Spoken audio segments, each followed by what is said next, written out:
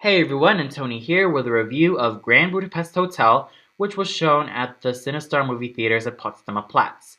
The film was directed by Wes Anderson, who also directed the well-acclaimed stop-motion animated movie The Fantastic Mr. Fox, and it was also produced by Anderson alongside Jeff Dawson, Stephen Rails, and Scott Rudin, and it was also written by Wes Anderson.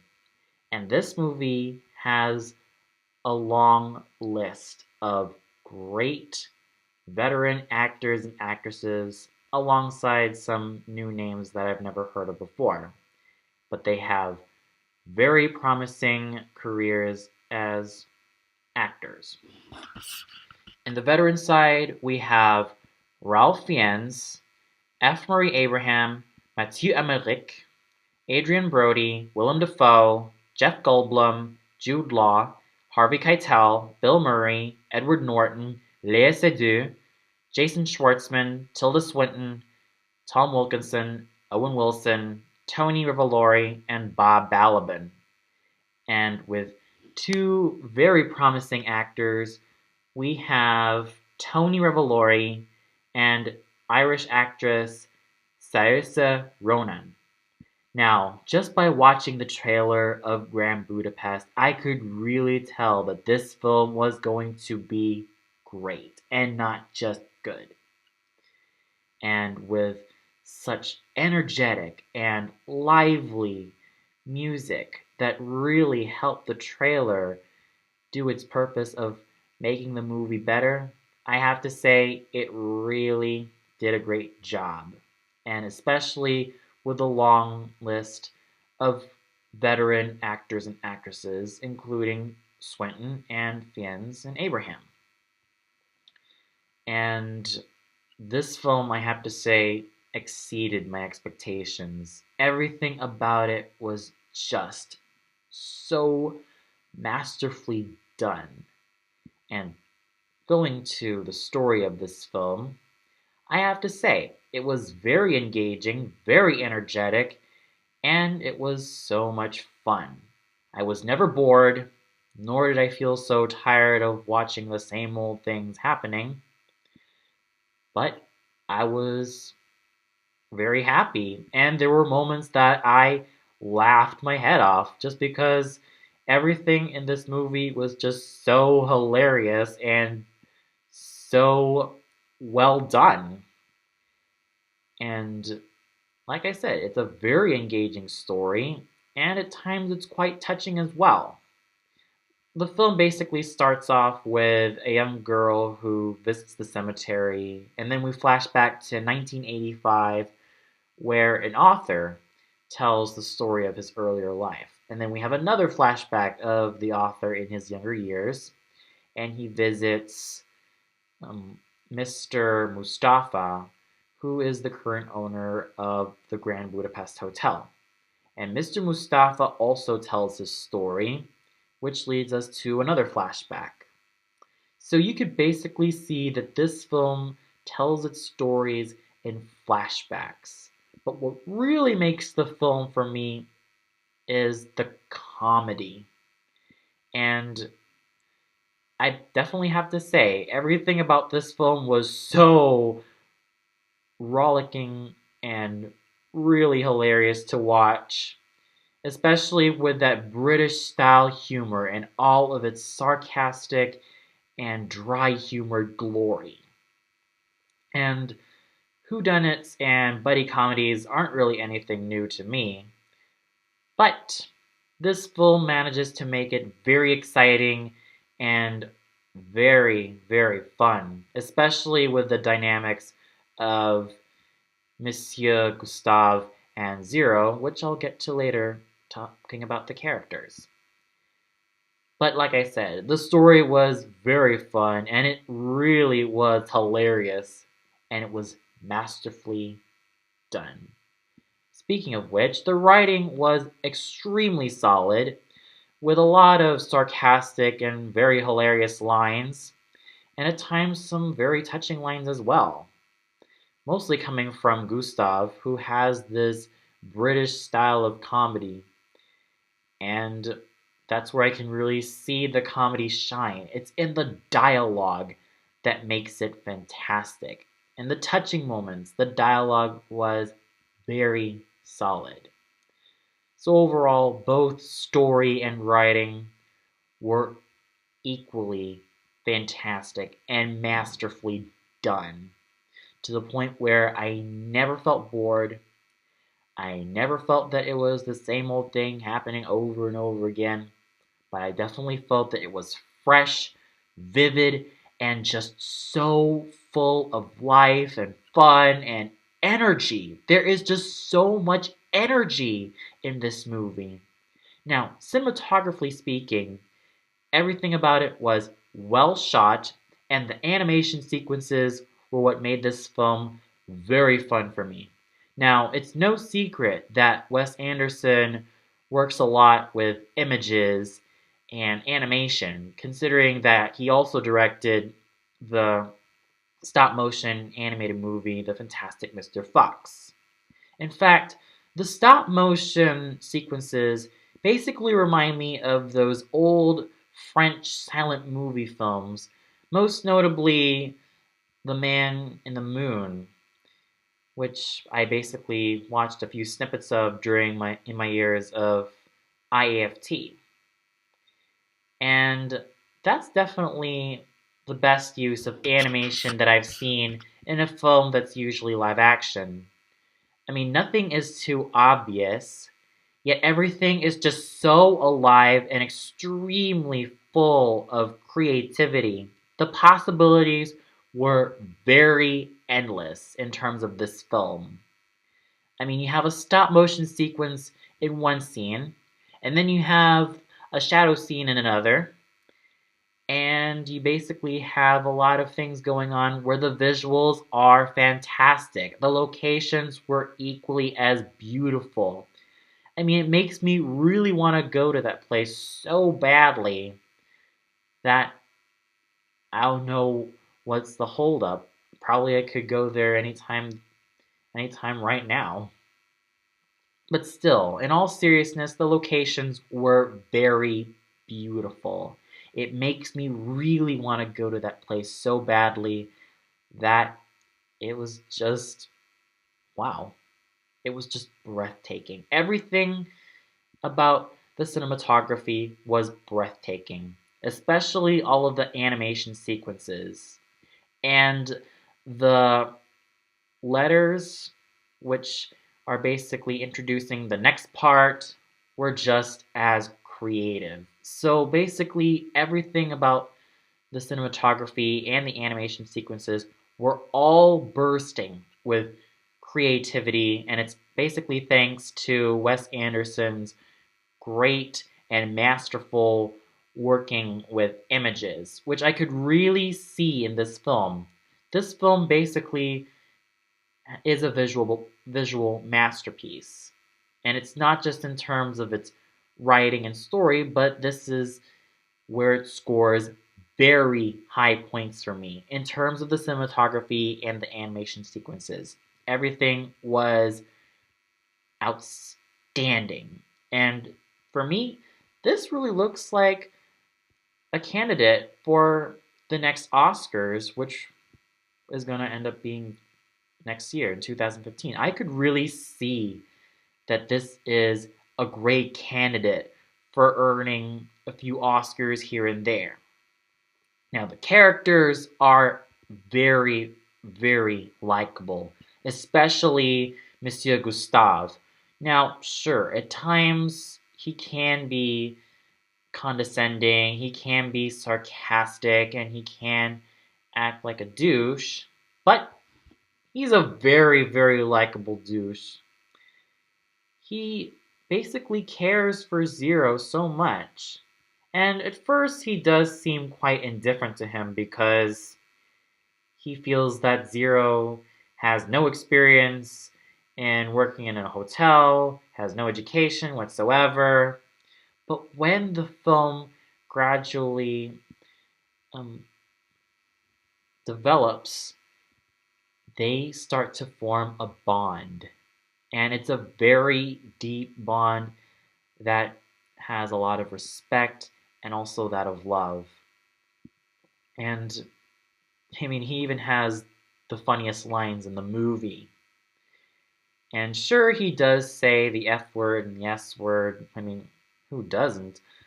But it's just a lot of fun watching Gustav getting into a lot of antics left and right. And like I said, he's a very, very likable character because he's that much fun to watch and that much fun to basically laugh with, and not just laugh at, but we can all laugh with him in his journey to clear his name. And his partner in crime, Zero, was extremely likable as well. At first, I was supposed to not like him too much because he was too much of those nice, everyday guys that not a lot of people can even stand, or probably some people would find annoying. But as the film develops, he himself becomes a lot more developed and a lot more rounded as a character, and not just some nice guy who says a lot of sweet things. In fact, he's a very steadfast friend, and he's very loyal, and he's quite brave as well. He's able to take risks, and he's able to risk his life for his mentor and best friend, Gustav, especially when things get sticky. He's always with him every step of the way, not just in terms of his profession as a bellboy, but also as a friend. And I could really see a lot of great dynamics with Zero and Gustav. I mean, it's just that fun to watch, especially when they were about to get caught by the police. I mean, it was just hilarious. And yeah, that's pretty much it. Both Gustav and Zero were amazing characters and very likable. And Agatha is very likable as well. You could really see a lot of chemistry going on with Zero and Agatha.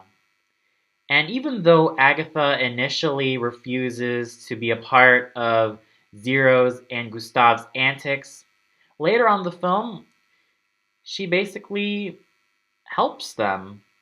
And she is really that loyal to Zero. And she's quite sweet as well.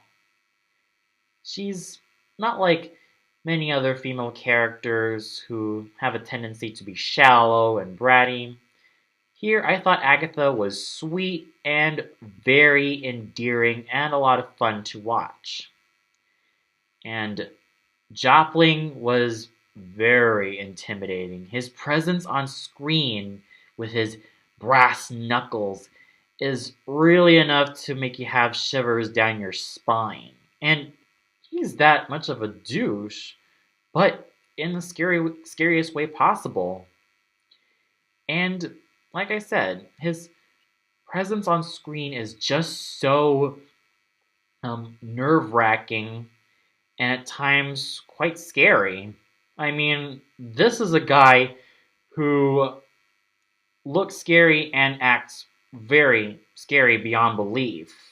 And he goes out of his way to stop both Gustav and Zero from trying to clear their names.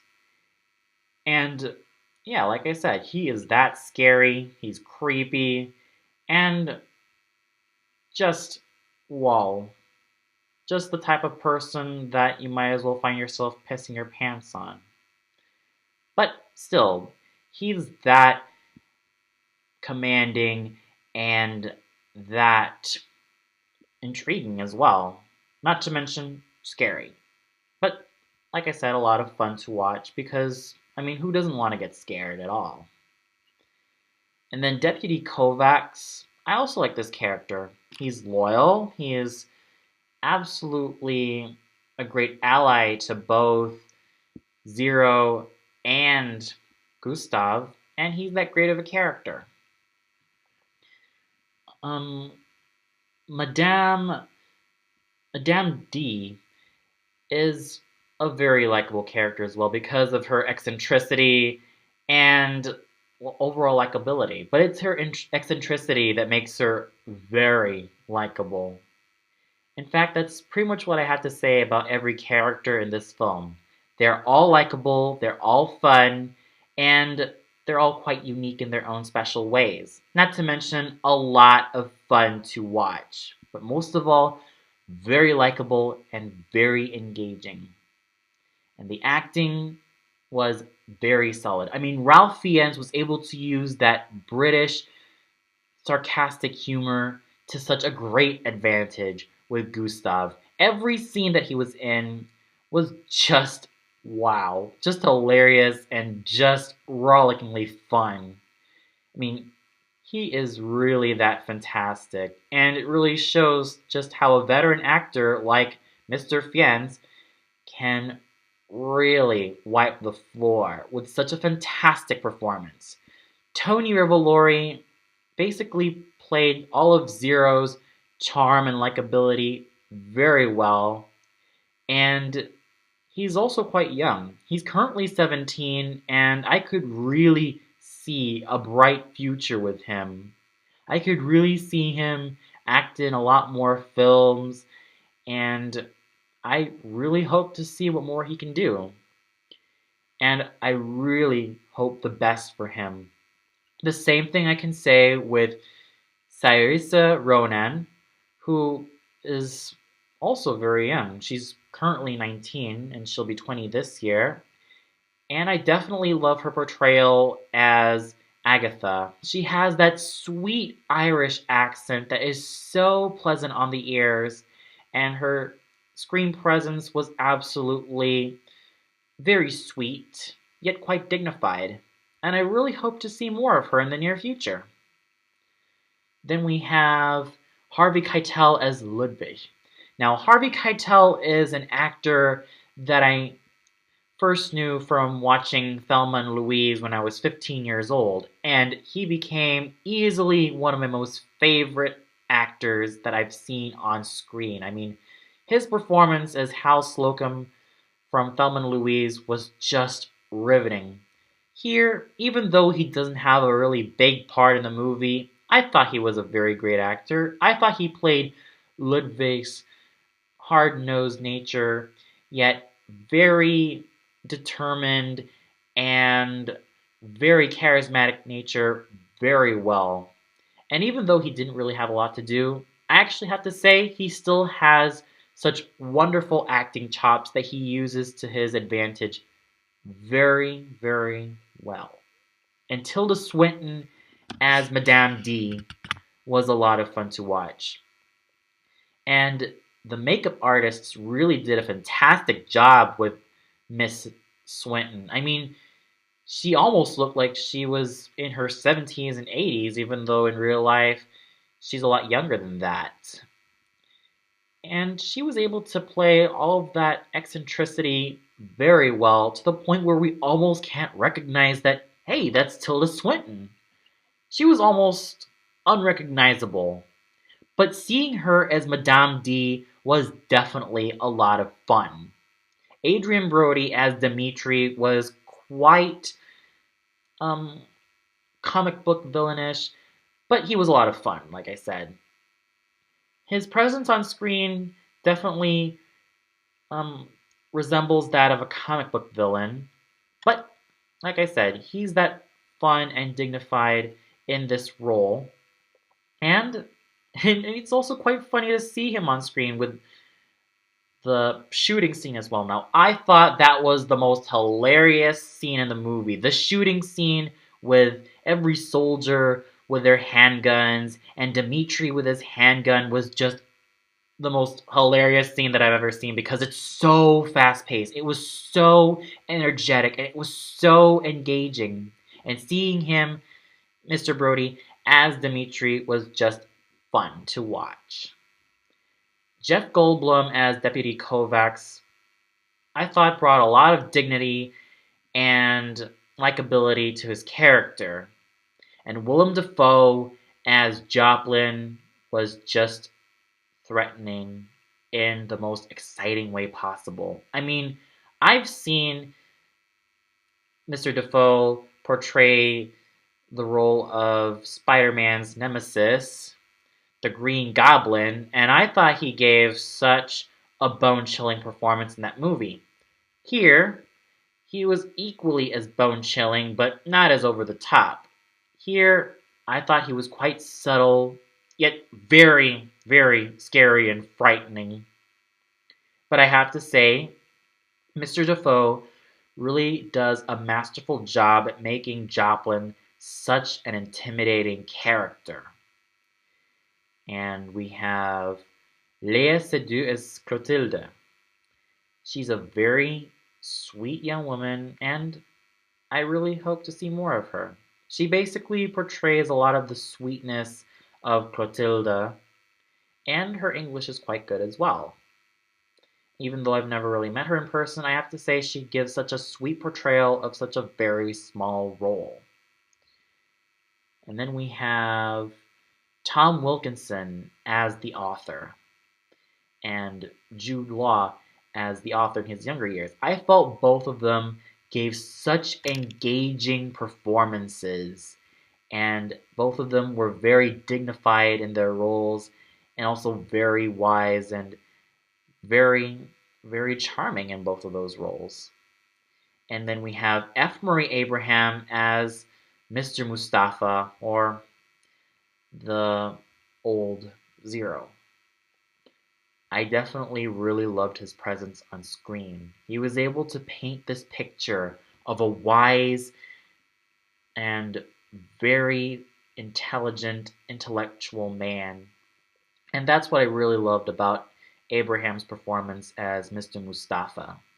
In fact, every actor and actress in this film were all fantastic.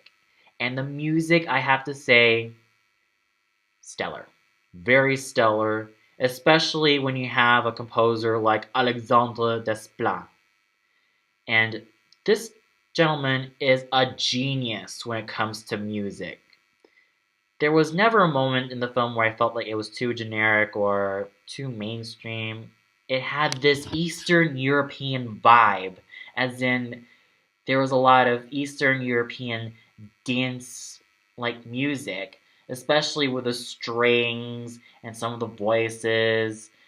But it's that Eastern European type of music that really kept me excited. And it didn't have to be so pretentious with such an orchestra or all this and that. It was quite simple, yet it was very fun, especially in the ending credits, which I thought was absolutely just beautiful. In fact, every single music composed in this film was just gorgeous, especially with the usage of romantic music from Johann Strauss, which I felt were absolutely gorgeous. So every piece of music in this movie, gorgeously done and gorgeously composed by the great Alexandre Desplat. So overall, Grand Budapest Hotel is a riot in the best possible way. It's funny, it's entertaining, it's exciting. There's never a dull moment. The characters are likable. Every actor and actress gave it their all. And the music is just stellar. And it brims with style, with such great cinematography and equally great animated sequences.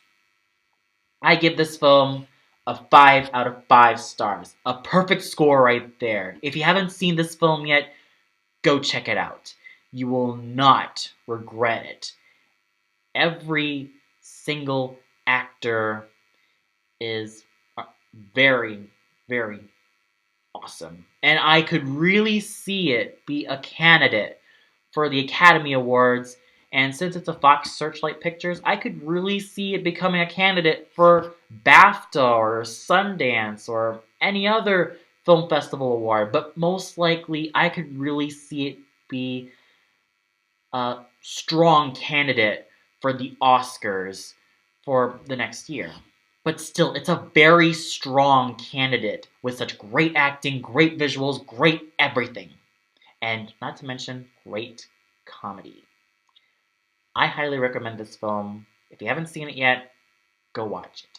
You will not regret it. Well, that's all for now. Be sure to tune into my next review. Until then, this is Antoni signing off and wishing you all a good night.